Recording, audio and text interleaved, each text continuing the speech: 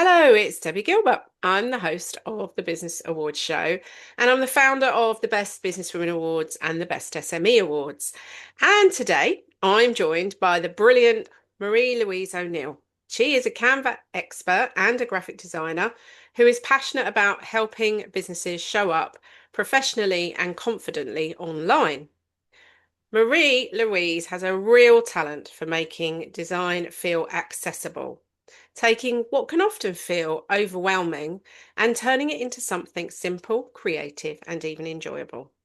Through her work, she empowers entrepreneurs and business owners to create standout visuals that truly reflect their brand without needing to be a designer.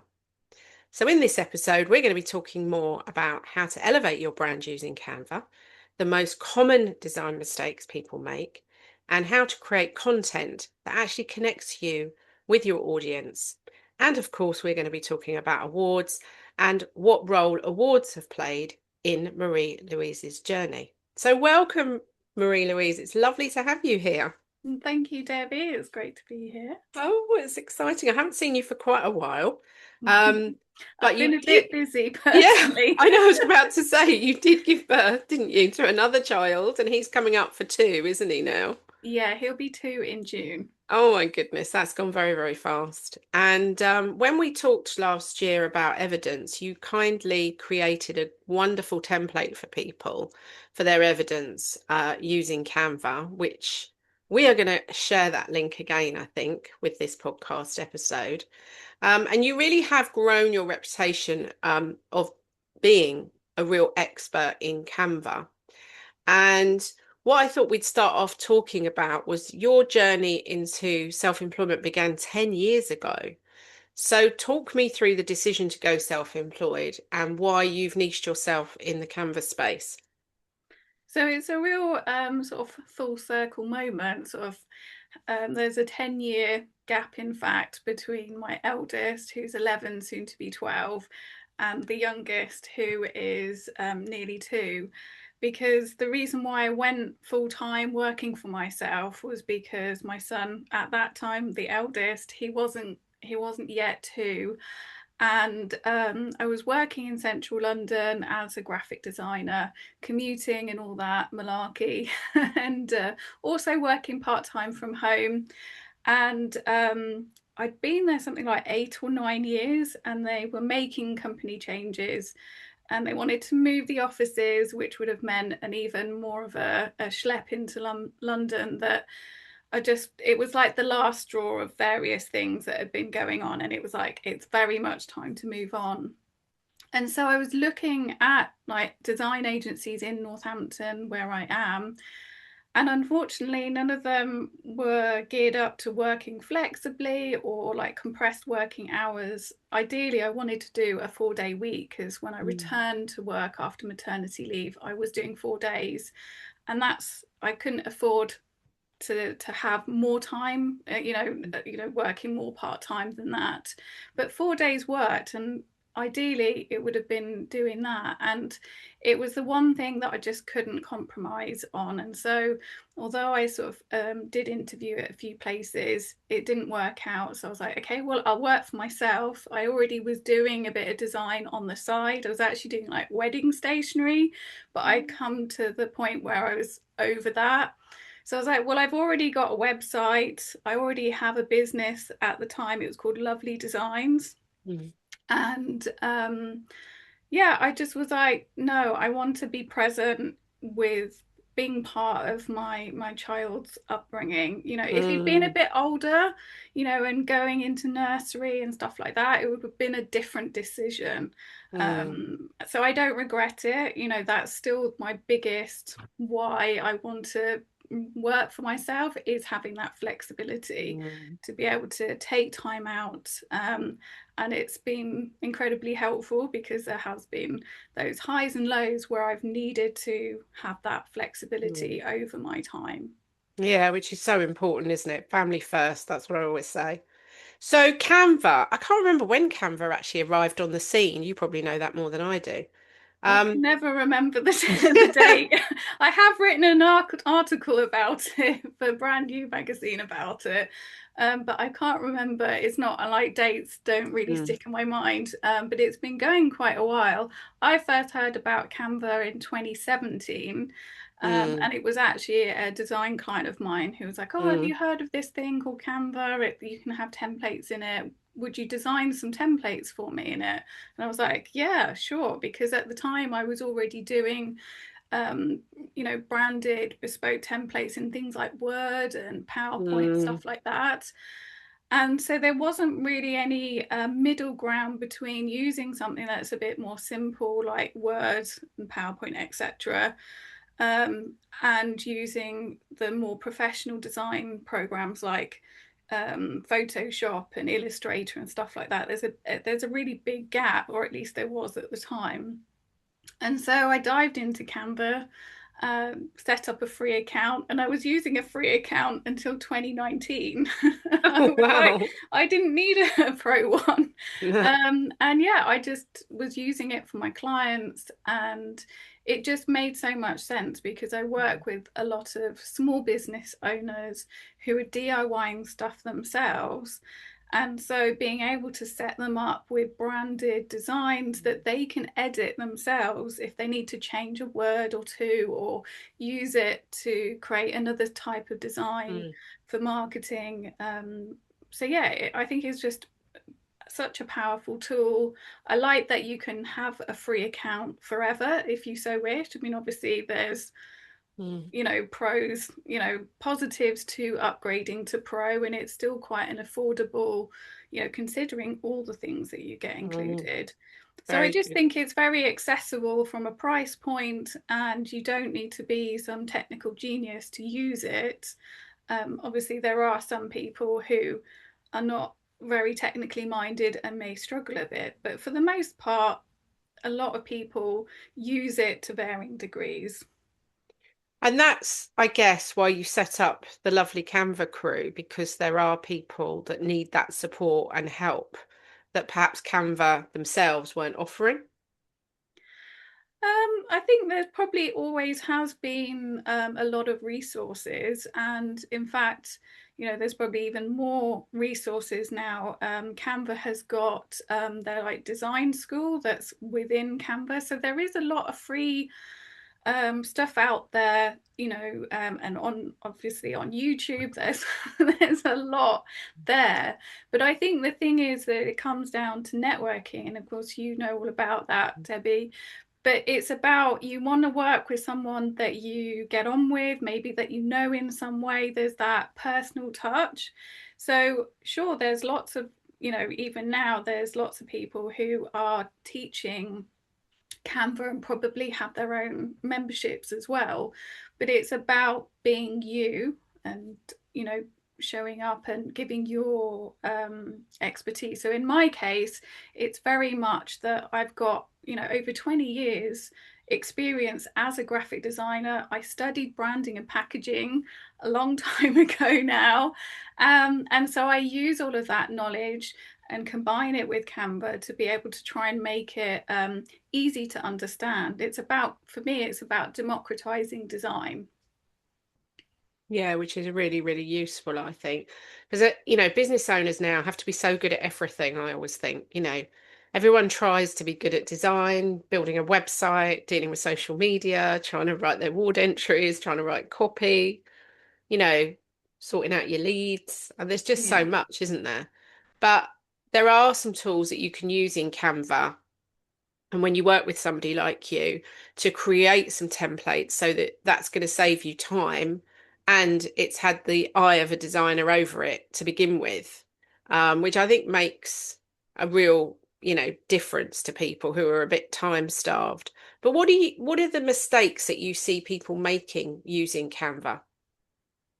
So the biggest mistake would be when you use the template that you don't make any changes to it at all, bar, obviously updating the text. But people need to be getting into the habit of updating and customizing that template to make it fit with their brand. So at the bare minimum, they should be updating the colors to their brand colors and the fonts to their, Mhm. brand fonts. But the more you customize it and make it your own, the less it's going to look like a generic template that people, recognize. I think I have a little bugbear with certain templates on Canva. There's always I can see why, because as a Canva creator myself, I've got a few templates on there. It's not something that I've kind of grown and got a massive library on there. But as someone who has designed for Canva as well, it's about trying to make it, unique, that template. But it also means that some designs can look a bit fussy, like there's always like extra dots and things Yeah. there. And I'm like, doesn't need to be there. For me, I think it's about keeping it simple. So the more you can kind of strip it back, and if you've got some sort of illustration or decoration on there, ask yourself, like, does this fit with my brand? Can I replace it for something that's either more relevant to my own brand or more relevant to that post? Like if it's a social media post, how can you bring it in and relate to it, what you're talking about in some way? I guess one other big thing that I think people do make the mistake is trying to fit too much on their design. Yeah. So again, this is something I see a lot with social media posts, but you can also see it with sort of things like leaflets and stuff like that, especially not so much now, like when you go out networking in real life, in person, people aren't sort of doing as much printed material these days, but it kind of makes me a little bit sad when people have like this A5 flyer and they only have it printed on one side, and you're like, it doesn't cost much more to print the other side, and you could spread out the information and make it so much nicer and easier to read.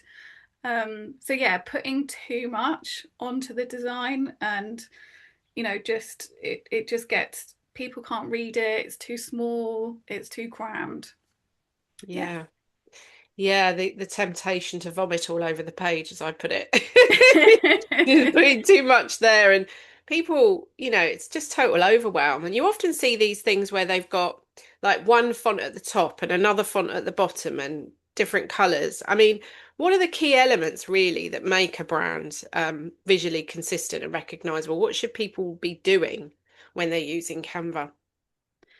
So hopefully, I mean, if they have had their logo designed by a professional, then they may have been provided with some logo guidelines or brand guidelines, or even like a brand board where they're being told what fonts to use, the colors that they should be using. So I would make sure that you're referring back to that.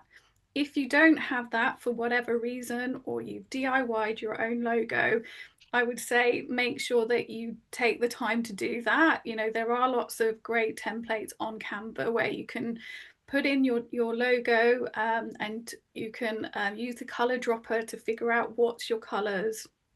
And having all of that information in one place, both on like a brand guidelines and also in your brand kit, which is how you can kind of style up your designs very easily, especially if you've got the pro account, you've got lots more features that you can customize.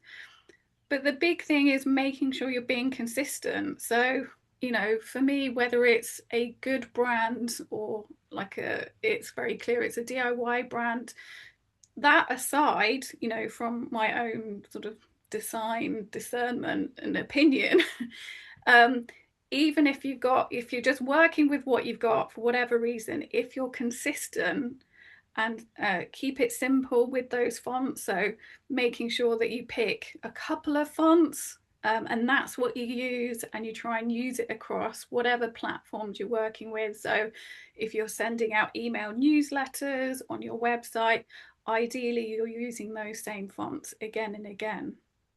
That's Mm. where, like what you said, if you see this font and that font, and it, even if you think, oh well, that looks close enough, it does degrade the quality of the design over time, in terms of that lack of consistency that people, even if you're not a designer and kind of clued up for that, we all have eyeballs, and we can tell when something's a bit crap.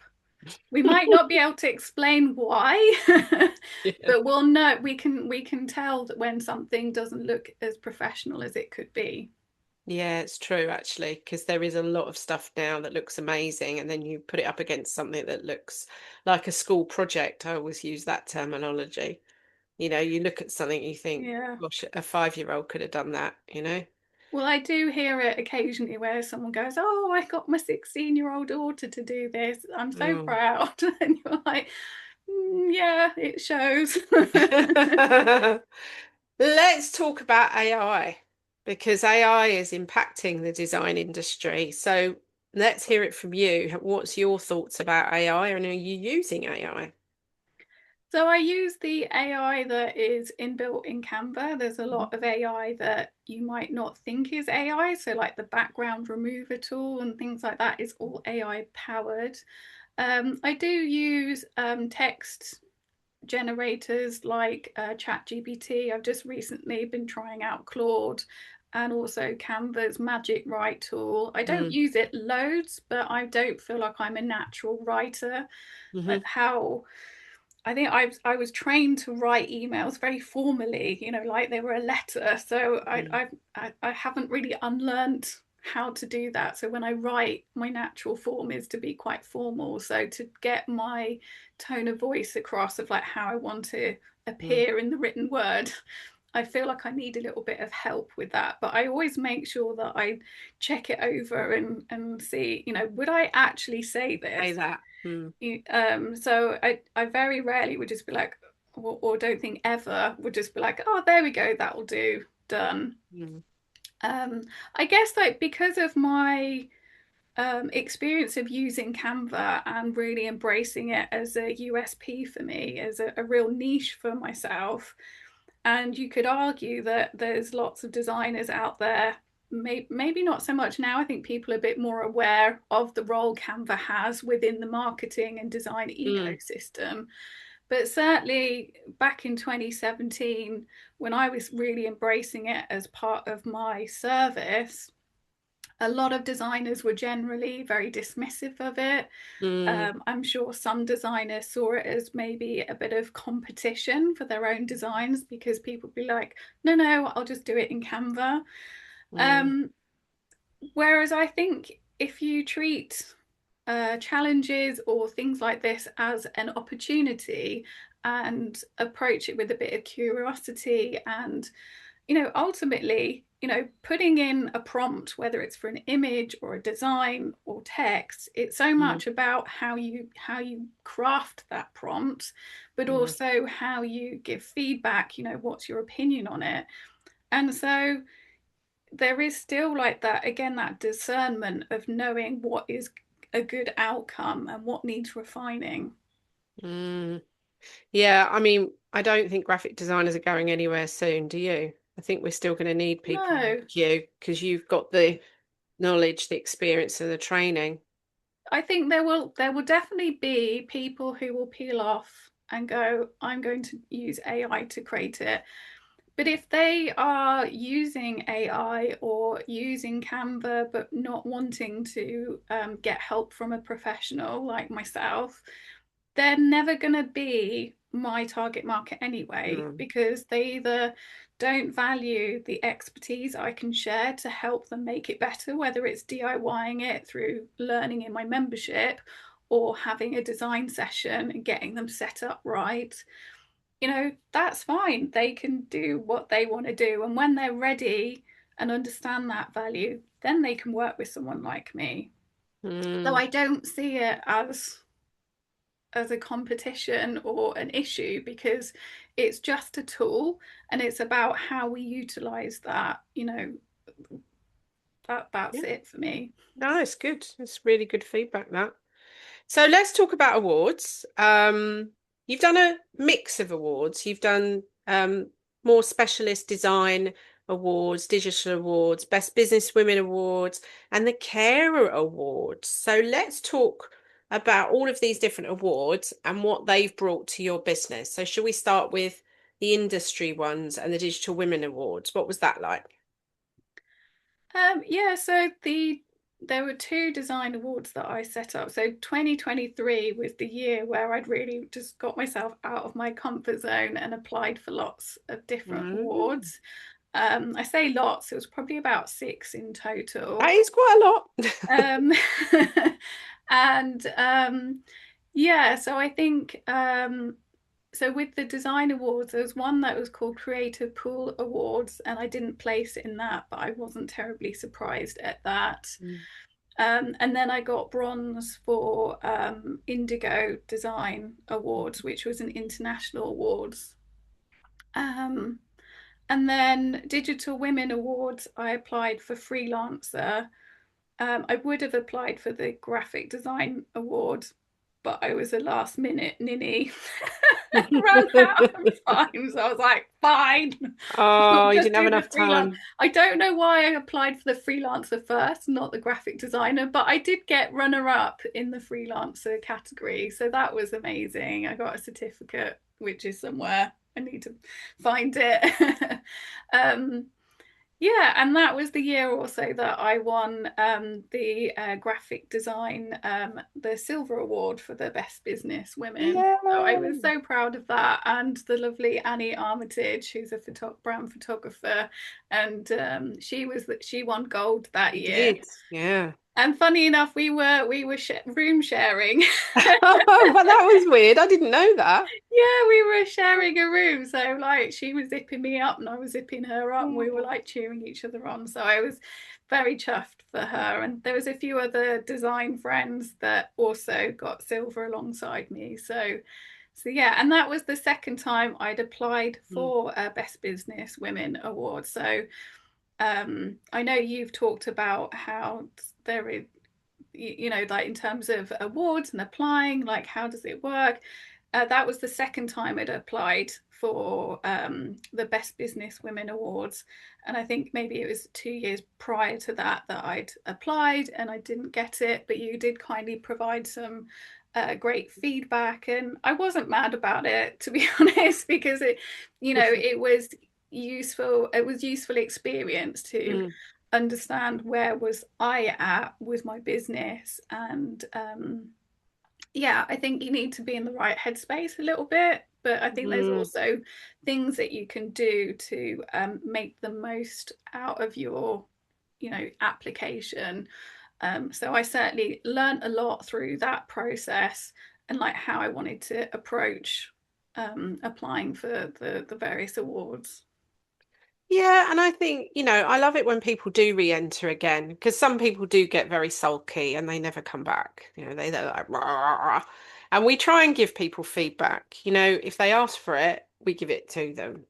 And we look at what the judges scored them and we have a quick look at the entry and we look at the comments and we try and be, supportive as much as we can. And I love it when people do come back and they come back with a stronger entry and a stronger story, and you had another 2 years under your belt then.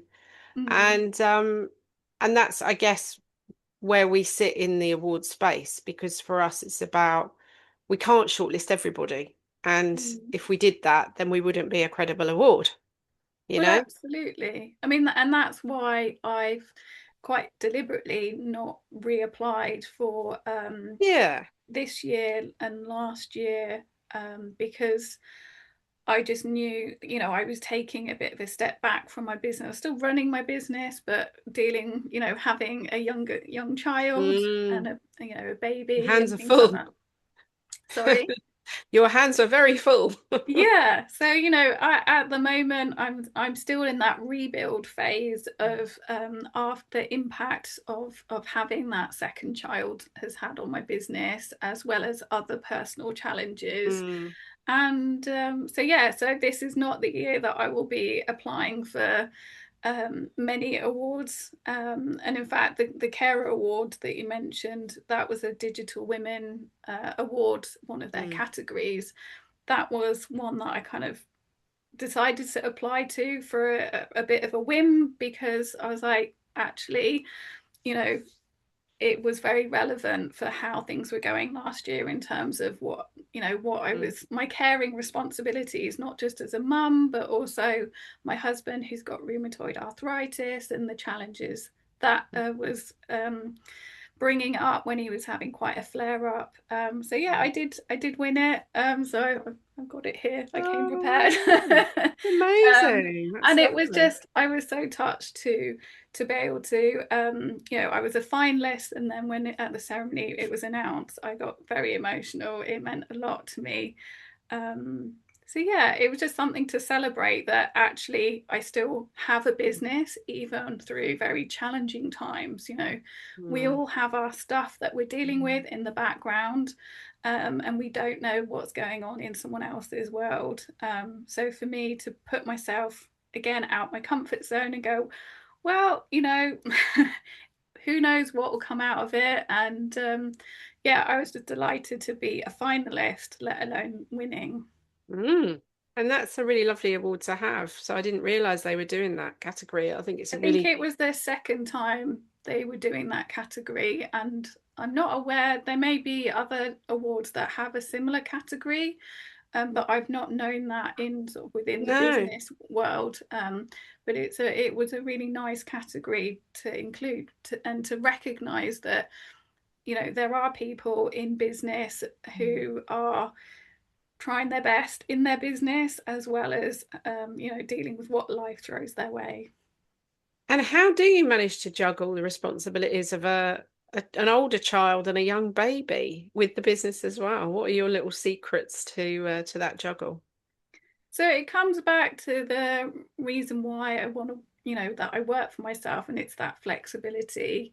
Um, it has come with a lot of compromise, and Mm. my business has been impacted. So I'm not going to sit here and pretend that I'm still earning the same amount. No.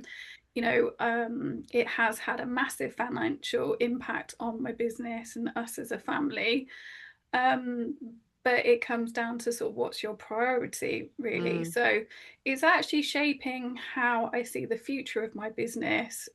In that I I was already sort of looking at how can I have a more sustainable business that has a section or arm of my business that is um, has either that one to many thing of, like, Mm. really growing my membership side of the business. I love doing the design, but it's very much based on how much time I have and energy. That's capped. Whereas having a membership, there is no ceiling on how many members I could have. Also, the having the Canva templates within Canva, earning Mm. royalties. That is something that I'd like to grow.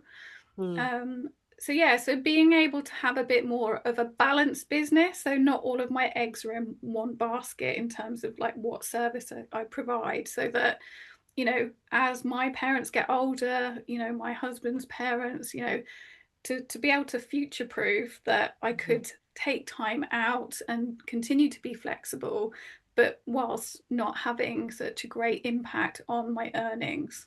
Mm. So important, isn't it? It's something that I've sort of lived with. You know, I've got two children and mine are 7 years apart.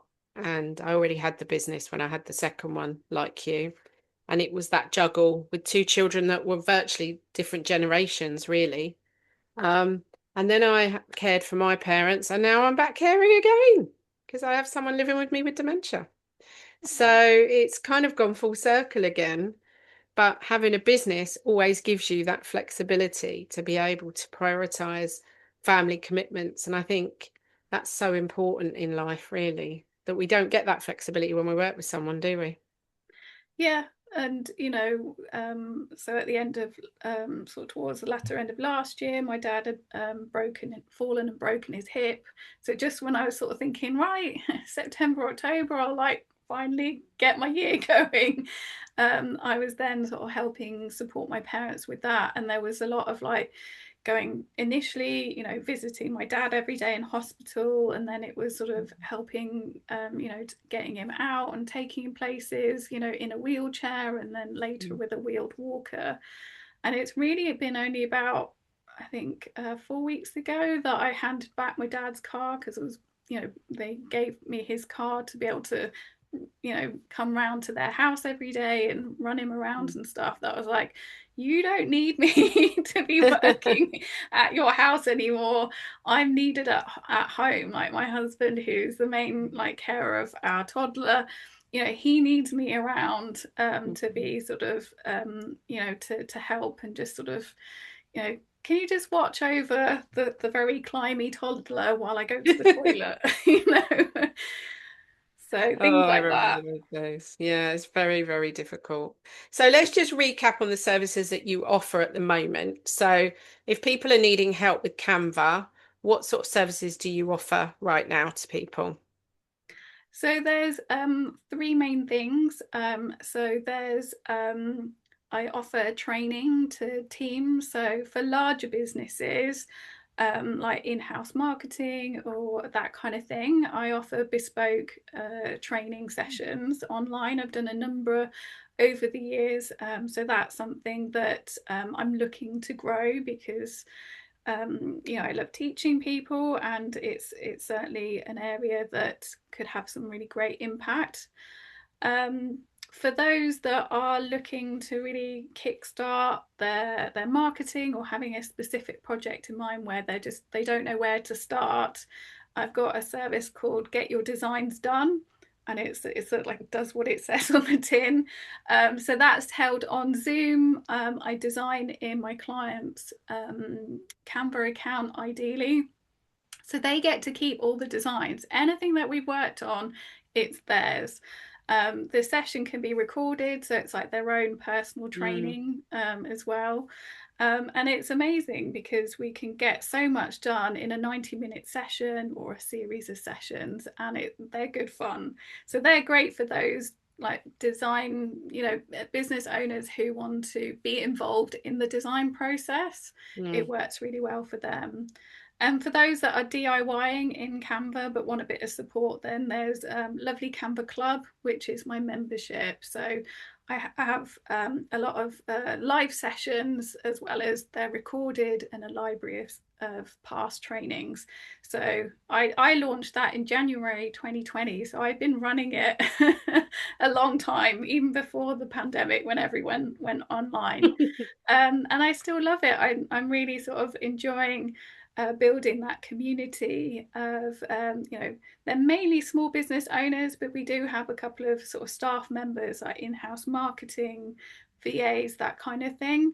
But yeah, if you're using Canva and you're wanting either to do it better, or you may be very new, or just know that you're just not doing it well enough and sort of wasting a lot of time, there's a lot of great resources within that. brilliant. Well, thank you, Marie Louise. It's been lovely chatting to you today all about Canva. And as I said at the beginning, Marie did a lovely template last year for evidence, which quite a lot of our winners and entrants used last year. They loved it. It was on, we put the link on the YouTube video. So is it still live? Can we reshare that?